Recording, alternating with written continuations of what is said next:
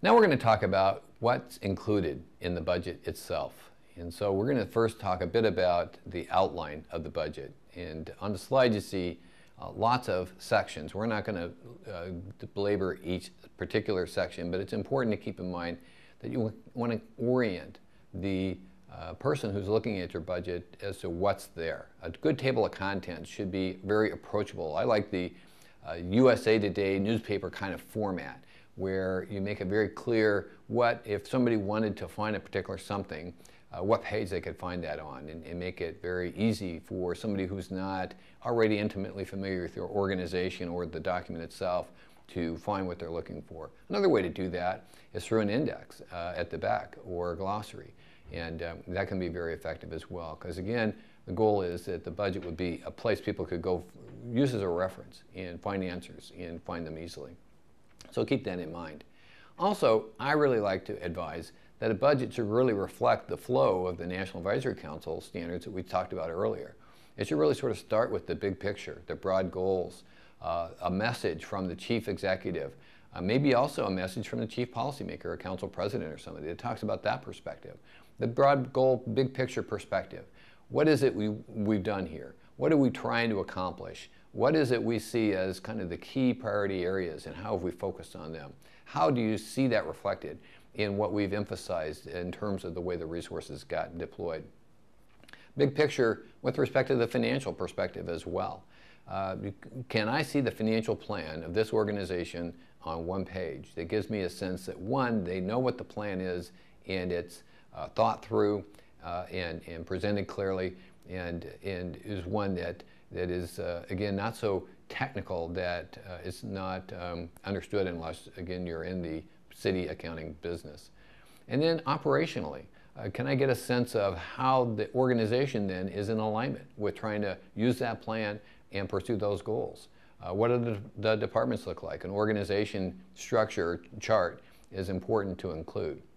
How many employees are they and where are they deployed? What kinds of either programs or departments or priorities are they pursuing? How are they organized in the organization, so that you can see, again, the alignment of the operations with the goals that you're working to pursue.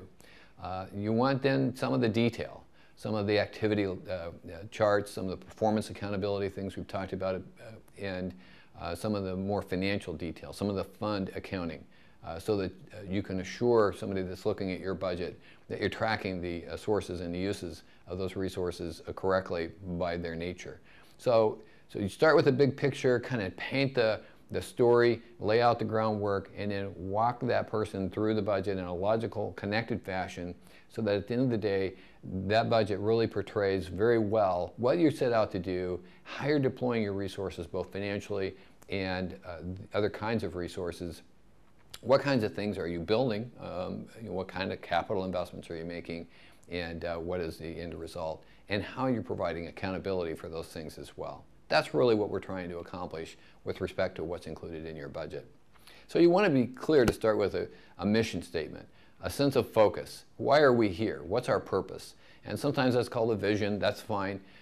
That doesn't take the place of broad goals, but it really is a way to kind of talk about who we are as an organization.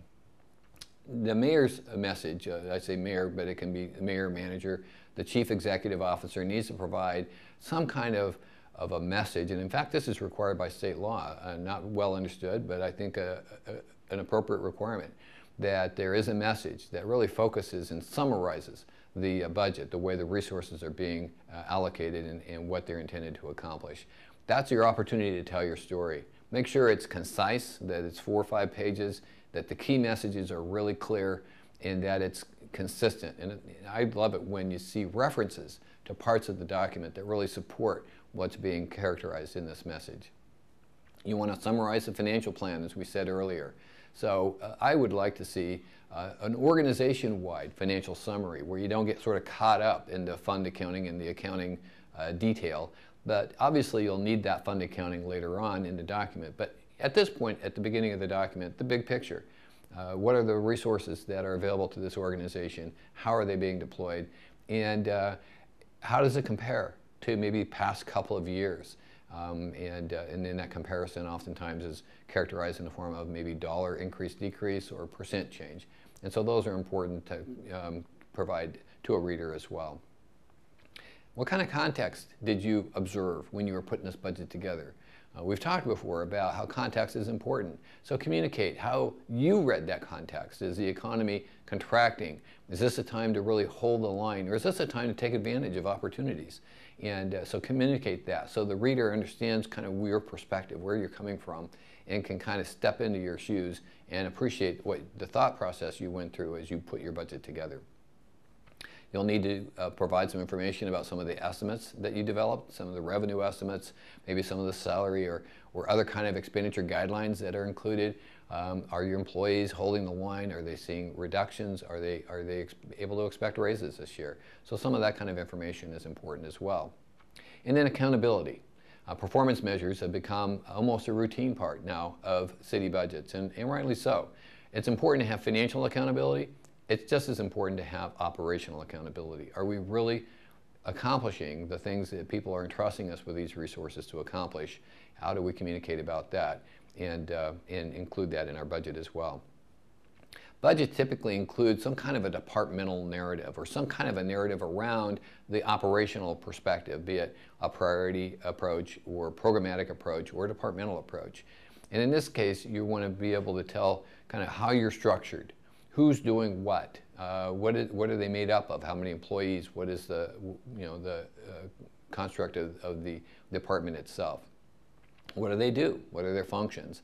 And what have they accomplished? It's a good opportunity for departments to be able to talk about how their accomplishments have again made progress on the things that were important to the organization and inform kind of what they're going to do next. What are the goals? You want to be sure and have budget period goals for each of the organizations as well. You want to talk about your personnel complement. Have a chart that illustrates how many FTEs, how many employees, full-time equivalents exist in the organization for the last couple of years and certainly in this proposed budget cycle as well. Has it changed? And if so, why? What were the nature of the changes? How do the changes reflect the changing, the bigger picture that you've already discussed earlier in the message, and reinforce the fact that there's a connection here between the way you've deployed your resources, the operations of the organization, and the goals you're working to pursue.